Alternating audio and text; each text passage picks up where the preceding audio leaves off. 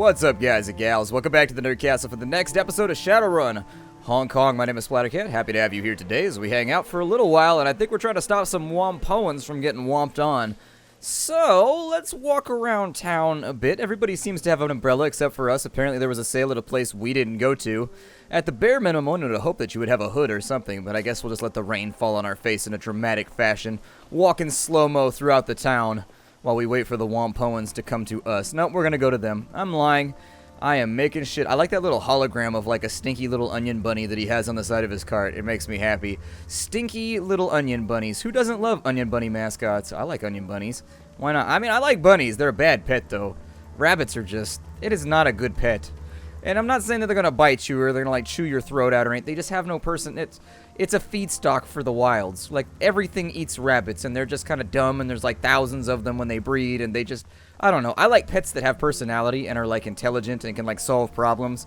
I enjoy things like chinchillas where they're, like, ridiculously smart, and they get into all kinds of trouble because of it. My chinchilla knew how to open the cage. He figured it out. It had this little latching mechanism that actually took 2 hands to do it, and lo and behold, he figured out how to get it off. It took him a little while. He sat there and fiddled with it for days, but he got it. And that was after I was so nice to him, and I got him a chinchilla mansion, too.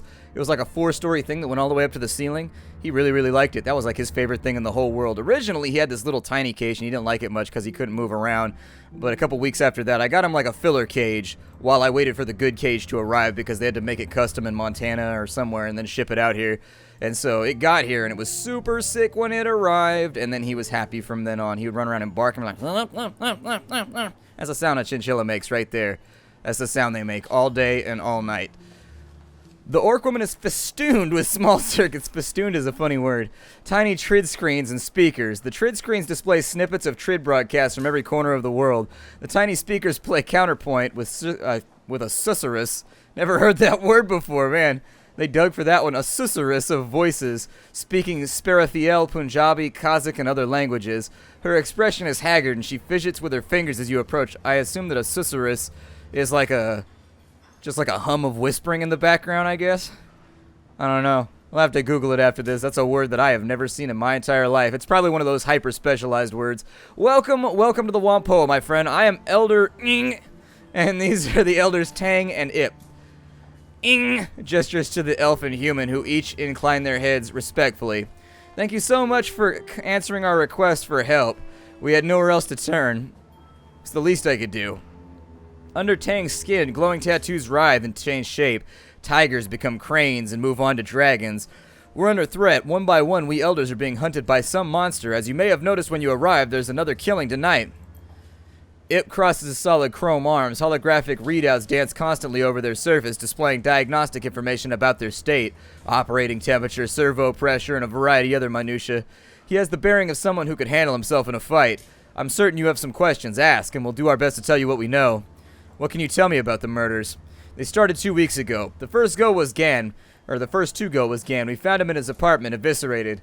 Ing swallows, grimacing at the painful memory. He'd been torn apart, his head had been ripped completely off, and most of his skin flayed away. There was so much blood that it took us a week to clean out his apartment. Tang nods, running his palm over his forehead. The rest have always been the same, always at night, always dismembered. Each scene is like a nightmare. And every time, nobody's seen anything. It's like a ghost. Okay, so what happened to Tong? Same thing happened to the rest of the victims. Evisceration and dismemberment. We sent a guard to keep people out of his shop, but he'll let you in. Sometime early tonight, he'd locked up his shop, but Ip stopped by to ask him about some skull chips he had. The door was unlocked, and inside, Ing lifts her hands helplessly. She opens her mouth and no words come out. Seeing Ing's inability to continue, Ip takes over. Inside looked like a bad horror sim, just like all the other murders. It had to have happened after sundown because I saw his shop was open when I was on my way to get some noodles for dinner. Why didn't you call the police? The Hong Kong police force isn't welcome here. They tried to force us out several times before or come hunting for somebody to pin a crime on. We do a lot of favors for local gangs and triads, handle their matrix security, fix up their gear, and make sure that they have access to the Hong Kong Shadowlands hub. We're too valuable a resource for them to lose, so they protect us when the HKPF or anybody else decides that we're an easy target. They handle physical security. We make sure to send the message via the Matrix. The last time the HKPF made trouble, we started airing the assistant chief's dirty laundry over the TRID. They got a picture and backed off. See, did he have he must have had a lot of skid marks or something, because normally my dirty laundry just looks like normal laundry. It's a little bit stinkier. Taking a picture of it wouldn't have really helped, but if you got dirty undies, take pictures of that, and yep, nobody respects you anymore if you got skid marks. They'd be like, ah, there goes skid marks. Skid mark Steve. All right, have you made any enemies lately? Shrugs helplessly. No, not that I can think of. We keep to ourselves. We buy and sell technology. We're not mercenaries or criminals. We're merchants and deckers. And even if somebody was cheated in a deal, this kind of response is unthinkable. Whatever did this, it wasn't human. The violence and savagery, it's a monster, whatever it is. Plenty of metahumans are monsters too. Just because it's horrible doesn't mean it's supernatural. Dude, there is a slight whistle in the soundtrack here. Like, there's a soundtrack and you can hear somebody in the background whistling. It totally sounds like it's coming from behind my head with the way that they did. I keep thinking somebody's in my house whistling right now, like, getting ready to kill me, like... I can hear it and it's driving me crazy. I need to get out of this place. What do the Wampoan elders do? I am the invoker of sprites. I commune with the spirits of machines and ask them for blessings and pass those blessings on to the people here. I heal the sick and ensure the feng shui of our habitats is as good as it can be given our confines. Tang extends his arms, palms up. As you watch, the tattoos therein shift into a complex mathematical formula. I am the first and glorious servo. I study patterns, repair machinery, and teach others how to attune themselves to the wonders of automation. The Blessed Autofab is my shop and purview where we make the drones we use and sell. As for me, I serve as the resplendent voltage spike. It smiles crookedly. That means I shoot people who try to screw with us. It's a fancy title for head of security. Well, that's all for now. It might be wise to ask the residents of Whampoa Garden if they've seen or heard anything after you've gone to Tong's Sensory Carnival. They may have seen or heard things that we have not. Good to know. Alright, so we got things to look at here. Let's take a look around the neighborhood and see if we can find anybody. So is this like, what is this, like an arcade or like a casino? Or let's go, this looks dope. If this is an arcade, I'm already excited because this is more or less what my childhood looked like. I loved arcades when I was a kid. They don't have them anymore. This generation is missing out on probably one of the that was probably one of the greatest parts of being a kid during the generation I grew up in was arcades. You go with like $3 worth of quarters or whatever, you save your allowance and swap them on into like 25, 30 quarters. Sit there for a couple hours playing random racing games and stuff that you couldn't get on consoles because the ones that were in arcades always looked better and played smoother. They always had like a better frame rate and stuff like that. Hella sick. I think we'll go up to... I don't think there's anything else. I mean, I guess we could talk to some people. We're supposed to go inside Tong's shop, but that'd be pretty awesome if he sold Tong's. He's got a barbecue shop. It's Tong's Barbecue Shop. Yay! I love barbecue. Barbecue is one of my favorite things in the whole world. I don't do it very often, but I love barbecue. Porter Lamb at your service. The elders told me you'd be coming. They tell you about what happened to Tong? Yeah, just the basics. Well, nothing's basic about this. I've seen people shot, stabbed, and beaten to death. Hell, I've even seen a corpse that was so dry and desiccated I could have sworn a vampire got to it. None of that's got anything on this. Brace yourself and go on in.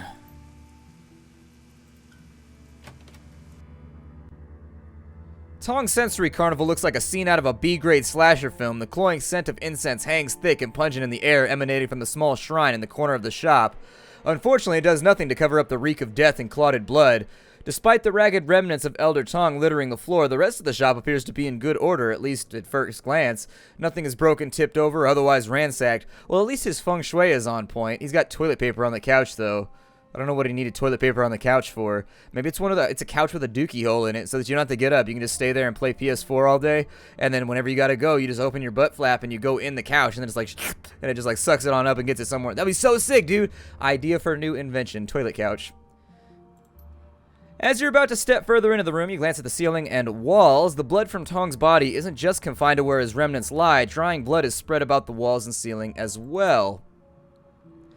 Damn, son. You gotta at least fight back. You got like bones sticking out and everything. It's unfortunate for you. Fortunate for me, though, this job wouldn't exist if it weren't for that. The walls are covered in splattered and smeared blood, most of which is hardened into a crusty, congealed paste. Thick tracks of it run laterally. It looks like the blood has been deliberately smeared. Hey, Splattercat, I don't know a whole lot about science or all that, but I know what blood looks like when it hits a wall, and This isn't natural. Somebody deliberately smeared blood all over these walls. See how it looks like it's got paint trails? That's because somebody used Tong's parts like a brush. So they painted the walls with this blood? Why? Do I look like a psychologist to you? Maybe because they're a freak. Maybe because they're one of those sick serial killers that sees their murders as art. I got no idea. All I know is that normal is what normal blood looks like on a wall, and this ain't it. Hey, you think that's strange? You ought to see the kind of Sims that are coming out of Kolkata these days. They took that poly POV tech and then collapsed all the carrier signals into one POV. You're like 4 people at once. The underground gigs do blank jobs, you know, where they kill one of their POVs. Sick stuff. Yikes. Tong's body is a ruined mess. The destroyed ruin of his face is barely recognizable, and what's left of his body would be best described as savaged. All of his limbs have been torn off, and a pile of flayed skin lies next to the remnants of the Wampoan elder. The Wampoan's clothing has all but been reduced to rags and tissue by cuts and tears, apparently sustained during the flaying. At this point, the only thing holding what's left of his body into a semblance of human form is the hair-thin fiber optics of his cyberware. Dude, this is gnarly. This guy's held together by, like, fishing wire. Ugh. Gabbett puts a hand over her mouth, speaking in an uncharacteristically serious tone. Sweet heavens, Splattercat. I haven't seen anything like that since Auntie Wong tried to stash some cred sticks in a devil rat's nest. Takes a lot to turn my stomach, but we sure have a winner today. This is messed up.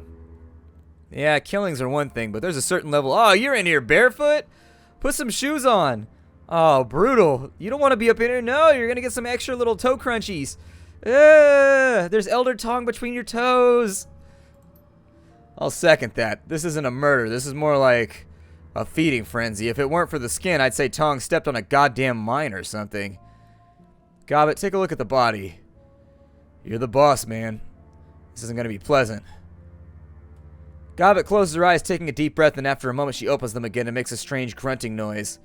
There's no fear here, Splattercat, no anger either, just this sort of satisfied feeling. Tong never saw it coming, and whoever did it was professional about it, which is pretty odd because nobody's professional about eviscerating a body as far as I know. You think it was a hit? I don't know why the killer was after Tong, but it definitely wasn't any kind of mindless creature or even somebody particularly passionate. It was somebody who planned this and executed it, and they were glad about it. I don't know, it just kind of feels like it was business as usual.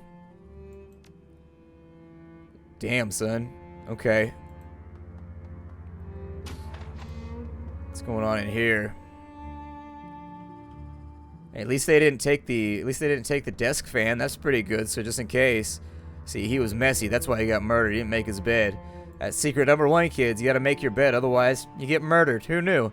Cause and effect in the real adult world. Tong's bathroom is immaculate and the drains are tiny. Whatever killed him didn't exit through here. Tong's desk drawers are open, and the safe that's built into one side has been opened. There's no sign of tampering, but the green light next to the word unlocked is blinking.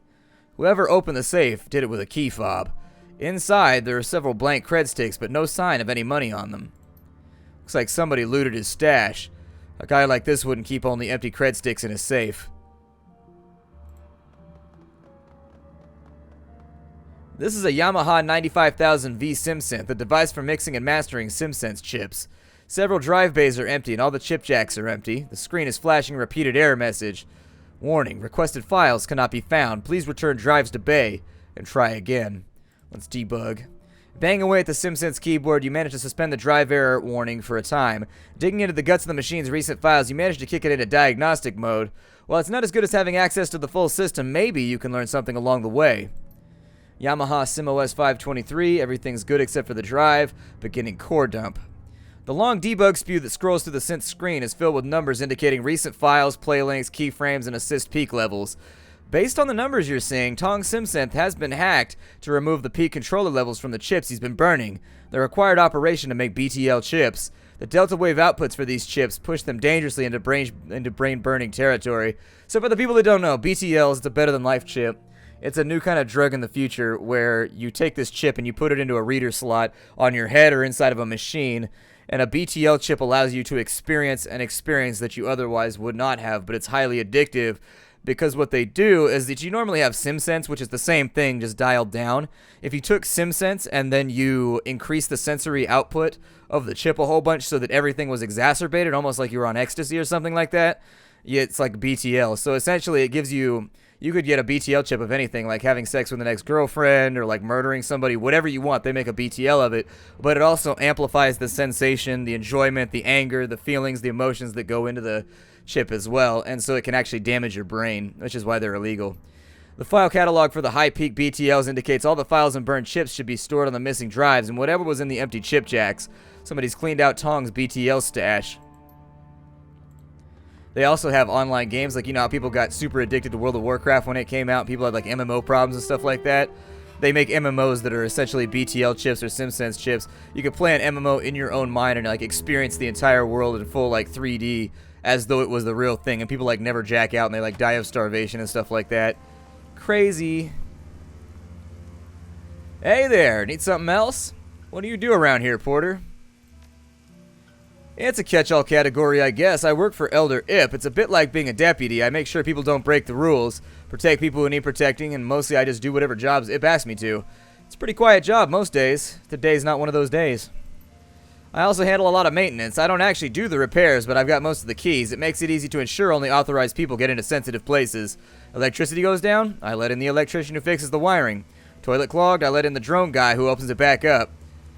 Alright, well, it looks like somebody went through Tong's stuff. Has anybody else been inside? Not since I've been here, but before Ip found him, could have been anybody, really. Ip had a key to this place, but the lock's total crap. Anybody half decent at cracking mag locks could have gotten inside. What's missing? His BTLs, hard drives, cred sticks, they're all missing. Sounds like the killer looted the place to me. All this talk of monsters. Uh-huh. Yeah, sure, there's scary things that go bump in the night, but most of the scary bumps I hear are from handguns and gangers. I'll see you later. Alright, so where to now? I guess we just question all the random people around. I see people lit up right now. We got Zippy on that side. Nobody over here wants to talk to me. What is that? Like random symbols on a screen. Either way, she seems to be fascinated by them. Alright. Well, this orc is busily snacking on a steamed bun. As you approach, he wipes off one of his hands and sticks it out towards you. Hey, stranger, nice to see you. Zippy Toe Tag at your service. How you liking Wampoa Garden?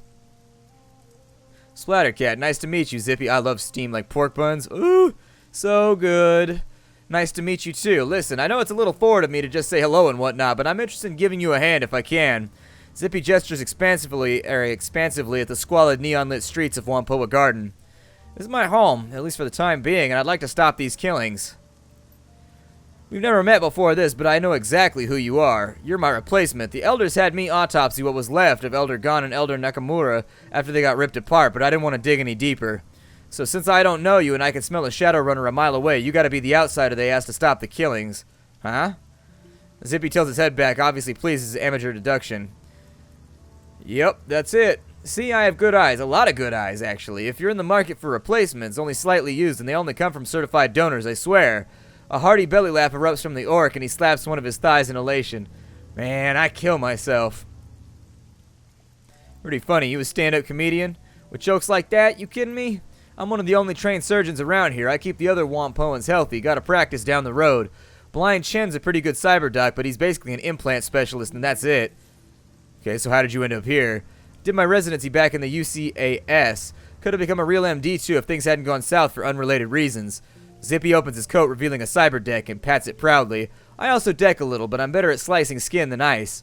Wampoa Garden seemed a good fit for me. Alright, well so is it fairly peaceful around here? For the most part, other than these killings, we don't really get much by the way of problems. We do information security for the triads, and that makes us fairly impervious to anybody that wants to start trouble. Anyone starts something, we hit him in the matrix while our triad friends hit him in the meat space. Some small-time gangs have tried pushing in here before, but they backed off when they figured out that they weren't just picking a fight with Tang and his guys, but with both the Red Dragon and the Yellow Lotus. They got the message real quick. What was left of them, anyways. Okay. See you later, Zippy. Not really interested in having a conversation with a guy that ain't got nothing to offer, so... Looks like we dead-end out down here. We can't go any further. I don't know if we should report back to the other elders, possibly, or if we just keep an eye out for, like, random hobos and people that may have seen some stuff along the way. Anybody selling things back up in here? Breaker Hui, an imposing troll, stands in front of a stall overflowing with weapons of all sorts. Pistols, rifles, and even brass knuckles overflow onto the rug around him. Ho there. You look like a man who understands the value of self-defense. Breaker Huey at your service, and I can promise you I can help defend yourself. What do you say? You want to take a look? More interested in information. Yeah, well, tell me what you want. Maybe I can help you out. You know anything about the murders? Just that the elders have been getting hacked apart. I've tried to stay away from it all. No sense painting the crosshairs on my own forehead, right? It's nobody important, or I'm nobody important. I aim to keep it that way. Aside from Tong, who slings BTLs around here? The Red Spear Gang. They run up in here sometimes, but don't cause any trouble. Check out the parking garage to the south of here. They usually hole up in there. Step light, though. If they don't know you and you cop an attitude, they'll put you in the ground. Funny thing, I heard there was a shootout with some Hong Kong police in a garage a month ago. I was away in Beijing at the time, so I didn't see it directly, but everybody was talking about it when I got back. Why is that funny? Because we don't let the HKPF in here most times. We shoot at them if they try. Every time they come in here, it's bad for us because they're always looking for a scapegoat. Why would the elders let them in? Nobody knows. Okay. Little bit of information. Yo, Mo, what you doing? The man in front of this stall is rooting through a box of music chips with the swift fingers of somebody who knows what they're looking for. Behind him, a music player pumps out a constant stream of distorted atonal music.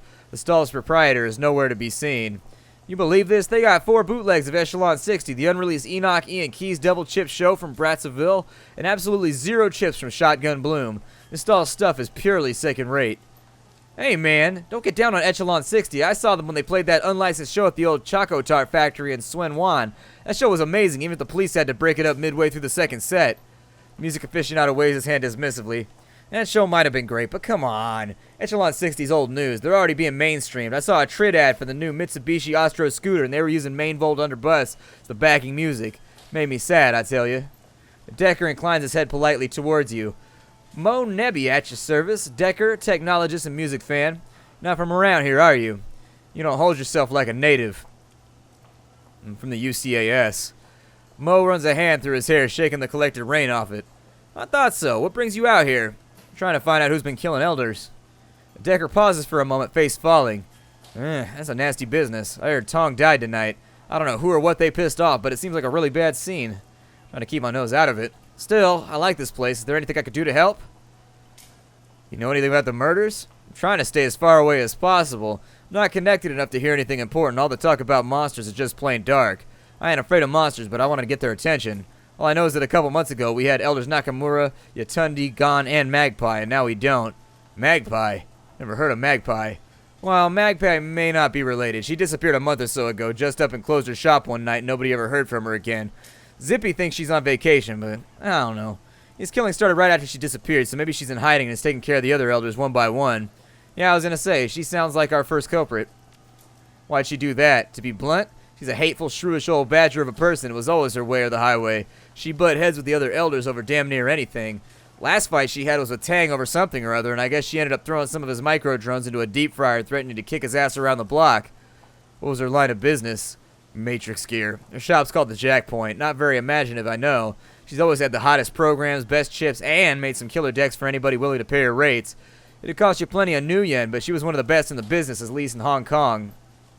If you know more about her, just talk to Zippy. He's one of the only people around here who got along with Magpie. You can probably find him by the MTR station. He loves the steam bun cart over there. Alright, let's go ask. Sounds like we're starting to finally figure out who might be to blame for this. I'm leaning towards Magpie for right now, and if not Magpie, something related to Magpie. Maybe she's got like a murder drone or something that's able to kill people like that. Hey, can you tell me more about Elder Magpie? Sure, what do you want to know? Where do you think she went? No idea. One day she was here, the next, poof. At first I thought she went on vacation, since she had mentioned wanting to see the Kingdom of Hawaii someday, but I didn't feel right. She would have at least told me she was leaving. It seems mighty suspicious to me. Nobody else seems to care what happened to her, probably because she pissed them off so badly. Alright, so is there any place you think I should start looking? You might want to check out her shop. It's all locked up, but the other elders have a spare key. Couldn't hurt to look around, and even though Magpie was always butting heads with the other elders, they wouldn't have any reason not to let you in. We mean they were butting heads. Magpie and the others never saw eye to eye. She was contrary for the sake of it. Most of the rest had a grand vision for what they wanted in this neighborhood to become. Magpie just wanted to dex. She was only an elder because they needed someone with her matrix chops. The last argument was between her, Ip, and Nakamura. It was over something relatively trivial. I think Nakamura wanted to expand the private trade business into the matrix, and she just absolutely refused. Why'd she refuse? She said something about not using up valuable bandwidth for trivial entertainment bullshit. Anyways, it went from there into this rant about how she wasn't going to let Tang expand his drone business any further because it would get too much megacorp attention. They accused her of blocking them just because she could, which is probably true. Lots of screaming. No wonder they were mad. Yeah, you're telling me. I like the old coop, but she was a handful at the best of times. Everybody needs her matrix skills for their businesses to run properly. There are other deckers, me, say, or Mo Nebi, but she had the infrastructure. If their project didn't interest her, she wouldn't give them a time of day. She's a real hard head and having her time wasted, or she's a real hard head about having her time wasted, but she figures if she's not interested in something, it has no value objectively. Kind of a major blind spot if you ask me. Could you let me into her shop? No can do, not because I don't want to, because I don't have the key. You have to get it from Ip. He's taken over all the matrix infrastructure maintenance and Magpie disappeared. He's not as good at it as she is, or as I am, but they're not going to let anybody who isn't an elder take care of that kind of critical stuff. Alright, well, what are your thoughts on the murders? There's a sharp intake of breath as Zippy shakes his head. Pretty gruesome business. Gan died from a broken neck. Looked like somebody had wrenched it around and his arms and legs were cut off. Some skin flayed away, too. Nakamura had his throat ripped out by someone with a pretty sharp teeth. At first I thought it was a devil rat, but the teeth marks were all from something with a humanoid jaw. I didn't look at Yatunda, but from what I saw at a distance, it was the same story. It didn't seem much point, since I'd already seen it twice already. As for Tong, and from what Porter told me, it was Gan and Nakamura all over again. You take a look at him yet? Yep, it's the same as you described for the others. Shakes his head sadly. Damn, I like Tong. The BTL business is unsavory, but the man had to eat, and his regular sims were great. Generally all-around nice guy, friendly with everyone. Never had anybody mad at him. There ain't no justice, let me tell you. Alright, so I'm going to break it off right here. My name is Splattercat. Thank you for joining me at the Nerdcast for the next episode of Shadowrun Hong Kong. Going to get myself to the Elders and see if possibly I can get loaded up with a key. I will see you all in the next episode. Hi do, everybody.